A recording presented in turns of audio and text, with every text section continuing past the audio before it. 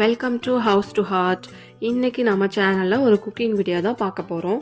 இன்றைக்கி நம்ம இடியாப்பமும் அதுக்கு சைடிஷாக தக்காளி குருமாவும் தான் பண்ண போகிறோம். ஃபஸ்ட்டு இடியாப்பம் பண்ணுறதுக்கு நான் இந்த பெரியார் இடியாப்பம் பொடி தாங்க எடுத்திருக்கேன். நான் இந்த கப்பில் 3 கப்பு மாவு எடுத்திருக்கேன். அதுக்கப்புறம் 1/2 ஸ்பூன் உப்பு சேர்த்துக்கோங்க. இதை நல்லா மிக்ஸ் பண்ணிக்கோங்க. அதுக்கப்புறம் இதுக்கு சுடு தண்ணி தான் போட்டு மிக்ஸ் பண்ணணுங்க. அப்போ தான் உங்களுக்கு மாவு திரியாக இல்லாமல் சாஃப்டாக இருக்கும். அப்போ தான் இடியாப்பமும் உங்களுக்கு ரொம்ப சாஃப்டாக வருங்க. தண்ணி பத்தலைன்னா மறுபடியும் கொஞ்சம் தண்ணி மிக்ஸ் பண்ணி நல்லா சாஃப்டான பதத்துக்கு பிசைஞ்சுக்கோங்க. இடியாப்பம் யாருக்கு தான் பிடிக்காதுங்க. நம்ம சின்ன குழந்தைங்கள்லேருந்து பெரியவங்க வரைக்கும் எல்லாருக்குமே இடியாப்பம்னா ரொம்ப பிடிக்கும். பட் மோஸ்ட்லி இடியாப்பத்துக்கு எல்லாம் தேங்காய் பால் தான் யூஸ் பண்ணி சாப்பிடுவாங்க.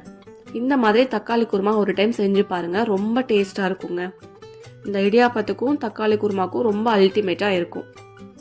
இந்த அளவுக்கு சாஃப்டாக பிசைஞ்சதும் நம்ம இடியாப்பம் பிழியறதுக்கு ஸ்டார்ட் பண்ணிடலாங்க. நம்ம இன்னைக்கு இட்லி பாத்திரத்தில் தான் இடியாப்பம் பண்ண போகிறோம். இந்த இட்லி தட்டில் இந்த மாதிரி எண்ணெய் தேய்ச்சி எடுத்துக்கோங்க. அப்போ தான் நமக்கு இடியாப்பம் ஒட்டாமல் வருங்க. ஒரு சைடு பாத்திரத்தில் தண்ணியை காய வச்சுக்கலாங்க. அதுக்குள்ளே நம்ம இடியாப்பமும் பிழிஞ்சுக்கலாம். தண்ணி காஞ்சதும் நம்ம உள்ளே வச்சு வேக வச்சிடலாம். ஒரு 8 to 10 நிமிஷம் வெந்துச்சுன்னா போதுங்க, நமக்கு சாஃப்டான இடியாப்பம் ரெடி ஆகிடும். இடியாப்பத்துக்குன்னே தனியாக தட்டெல்லாம் இருக்குங்க, நம்ம அதில் கூட யூஸ் பண்ணிக்கலாம். அதில் நம்ம செஞ்சோம் அப்படின்னா நம்ம கடையில் வாங்குற மாதிரியே இடியாப்பம் இருக்குங்க. நம்ம இட்லி பாத்திரத்தில் பண்ணனால ரொம்ப குட்டி குட்டியாக இருக்கும். பட் இதுவே பார்த்தீங்கன்னா ரொம்ப சாஃப்டாக இருக்கும் உங்களுக்கு.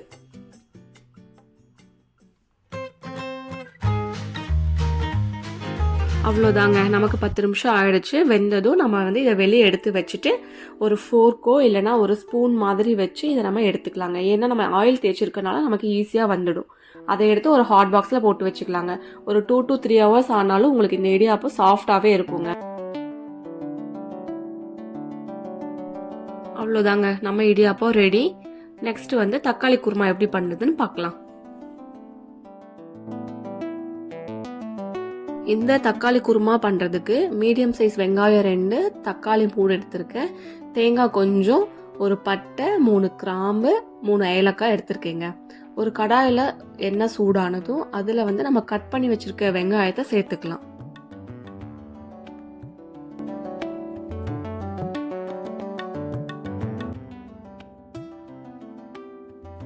வெங்காயத்தை சேர்த்து நம்ம நல்லா வதக்கிக்கலாங்க.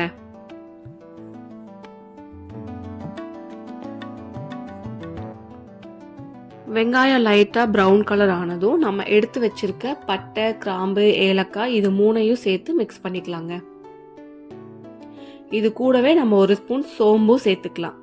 இது எல்லாத்தையும் சேர்த்துட்டு ஒரு தடவை நல்லா மிக்ஸ் பண்ணி விட்டுருங்க. அதுக்கப்புறம் நம்ம கட் பண்ணி வச்சிருக்க தக்காளியையும் சேர்த்துக்கலாங்க. தக்காளி நம்ம நல்லா மசியறதுக்காக கொஞ்சம் மஞ்சத்தூள் ஆட் பண்ணிக்கலாம்.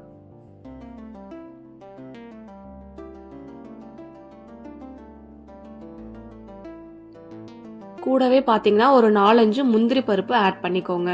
இதை ஆட் பண்ணோன்னா நமக்கு இன்னும் கொஞ்சம் டேஸ்ட் எடுத்து கொடுக்கும். ஸோ ரொம்ப சுவையாகவும் இருக்குங்க. கொஞ்சம் உப்பு ஆட் பண்ணிக்கலாம். தக்காளி நல்லா மசிஞ்சதும் நம்ம திருவி வச்சிருக்க தேங்காயை ஆட் பண்ணிக்கலாங்க. இது கூட தேங்காய் ஆட் பண்ணதுக்கப்புறம் இதை நல்லா கலந்து விட்டுடலாங்க. இது கூட கடைசியா பொட்டுக்கடலை அப்படி இல்லைன்னா பொட்டுக்கடலையை பவுடர் பண்ணி ஆட் பண்ணிக்கலாங்க. நான் இன்னைக்கு பொட்டுக்கடலையை பவுடர் பண்ணி தான் சேர்த்துருக்கேன். எல்லாத்தையும் நல்லா கலந்து விட்டுட்டு அதுக்கப்புறம் நம்ம ஸ்டவ்வை ஆஃப் பண்ணிக்கலாம்.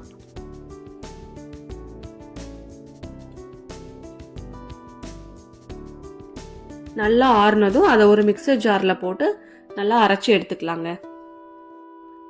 திரியா இல்லாமல் நல்லா நைஸாக அரைச்சி எடுத்துக்கோங்க. அதுக்கப்புறம் நம்ம தாளிக்க ஆரம்பிச்சிடலாங்க.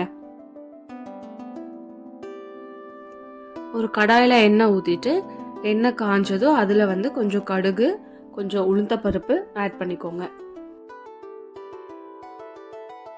அதுக்கப்புறம் தாளிக்கிறதுக்கு 1/2 வெங்காயமும் 1 பச்சை மிளகாயும் எடுத்திருக்கீங்க. நான் 1 மிளகாய் தான் எடுத்திருக்கேன். ஏன்னா நாங்கள் காரம் கம்மியாக தான் சாப்பிடுவோம். ஸோ உங்களுக்கு எவ்வளோ காரம் தேவைப்படுமோ அதுக்கு தகுந்த மாதிரி நீங்கள் மிளகாயை ஆட் பண்ணிக்கோங்க. எல்லாத்தையும் நல்லா வதக்கி விட்டுட்டு நம்ம அரைச்சி வச்சிருக்க மசாலாவை இது கூட சேர்த்து மிக்ஸ் பண்ணி விடுங்க.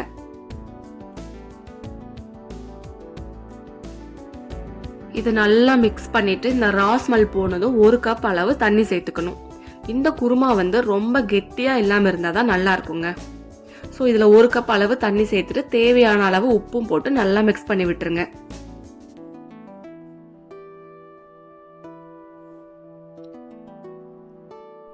நல்லா கலந்து விட்டுட்டு இதை ஒரு மூடி போட்டு 10 to 15 நிமிஷம் கொதிக்க விடுங்க.